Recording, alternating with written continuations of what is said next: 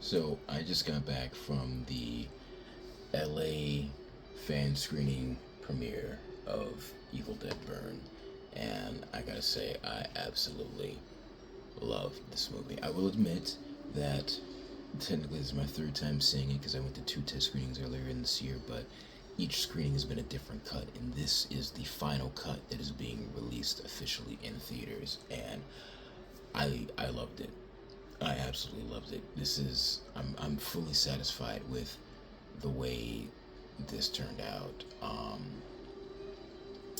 I don't think I could have been happier. Like, as a huge fan of this franchise, someone who's enjoyed it, starting with the 1981 original, The Evil Dead, and you know all the following installments since then, seeing them in sequential release order, I I dig it, man. It's really really good. The just the way it perfectly balances the horror and the humor, which isn't always easy to do. Sometimes the scales tip in favor of one tone versus the other. I feel like this particular entry did a really good job of balancing that. Like, the scares are there, and when the horror gets going, it is like cranked up beyond 11 and does not stop and keeps going, sort of in the same vein as the brutality and visceralness of Fede's 2013 half reboot, half sequel, but it has a little bit more humor to it as well, achening back to, or harkening back, whichever phrase you want to use, sort of like a mix of what you get out of Evil Dead 2 Dead by Dawn and a little bit out of what you got out of the last film, Evil Dead Rise, in terms of humor. Uh, the performances were all great. Every single actor was just incredibly believable and just absolutely phenomenal, especially the lead. Um, I apologize, I don't know how to say her name properly. I'll learn it, but the final girl of the film, just, she was amazing. And the main Deadites as well. I don't want to spoil his name, but the main Deadites were perfect as well. I think there's one Deadite in particular I think people will definitely gravitate towards and fall in love with in this film, similar to what they did with Maggot Mommy and the last entry, Evil Dead Rise. The direction and cinematography for this film were also top notch. Now, I did enjoy the film by Sebastian before he did this, which is Infested, or Vermin, as it's called in France, but he did an amazing job with this movie, like, legit. I was really impressed with the camera work and the editing and how fast paced things were going, because it starts off really fast and then admittedly it slows down just a little bit, but like, it's important in terms of setting the stage and getting to know the characters in the same way that the last two Evil Dead movies did. 2013 and Rise, you have an intro that basically is like, hey, this is what you're gonna get for most of the movie. Here's a crazy opening horror scene, and then from the next moment it's like, here's the main characters that are gonna be going through even more hellish hijinks than who you saw in the intro, and then it gets right into the horror. And so I kind of like that formula, to be honest, because if you just start off with introducing the characters, it can feel kind of slow, it can feel kind of boring, people might get upset, this, that, and the other.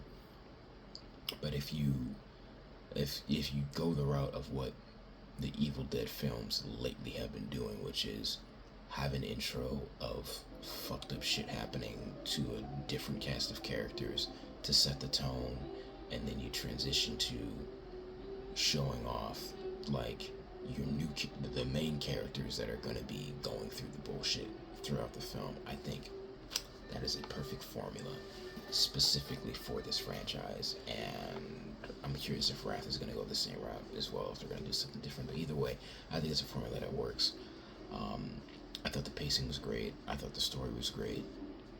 Just I don't know what to say that hasn't already been said by everybody else that's currently posting about the movie across social media. But just as a hardcore fan of the franchise, I think other fans are gonna enjoy it, and I think new fans are gonna enjoy it. I think it hits that sweet spot of making fans of specifically Evil Dead 1 and 2 happy, and fans that are more so familiar with the modern films like the 2013 film and the last film, Rise. It hits that sweet spot of kind of appealing to both of those crowds. And like me, as someone that essentially grew up loving Evil Dead, starting with the original film and going on from there, I already am. I'm already invested in the franchise as a whole, and so, like I said, I was pleased by what I saw. I highly recommend it to both OG fans and newer fans, like people that are fans of the modern films. Go see this movie. It comes out July 10th. Bring whoever you can. Bring your friends. Bring your family, because this is a family affair, basically. Bring people who don't like horror movies, because more than likely they'll enjoy this, or at least, their reactions will be a good time. Just go see it on the big screen with the big crowd as soon as you can, because this is a movie that deserves to have that treatment. It deserves to be seen on the big screen, and it deserves to be seen in a crowded auditorium with other people that are laughing at all the hilarious moments in the movie and jumping in their seat and screaming and squealing throughout all the horrors in the movie. There was one moment during the screening that was really, really funny. Like, there were multiple moments that were funny in terms of the way the crowd was reacting, but one moment that really stood out to me, I can't say what moment in the movie it was from, but in terms of the audience, like, something crazy happened, and then it got kind of quiet, both in the movie and in the audience, and you just hear somebody a few rows deep go, "What the fuck?" It was such an awesome time, and I love being able to go to these events. And to talk about the event real quick, I know this is going on long, but just to talk about the event real quick, I forgot the name of the lady in charge of the event. I think it was like Lauren or Lisa or something. Blonde-haired lady, a little bit shorter than me, super sweet. And I'm not exaggerating when I say, from living in California for the past 5 years and going to multiple events and screenings, this is the best, like, red carpet style event I've been to, legitimately. It was so well put together. The photo opportunities are great. And the staff was super nice. And I also like the fact that it stayed true to what it said it was. It was a fan event screening. Even though there were influencers there, they didn't treat the fans that weren't influencers like peasants, right? Granted, the influencers had access first to everything. The fans got to have access to all those things as well afterwards, and there was food and drink for everybody, not just the influencers only. They had snacks and hors d'oeuvres and desserts and booze and soda for everybody, which I really appreciated. And the photo ops were also really creative. They had actors and models dressed as Deadites. They had 3 separate really cool photo opportunities that were themed after the movie. Like, everything was just chef's kiss, perfect, immaculate. And I'm not just saying that because I'm a fan of the franchise.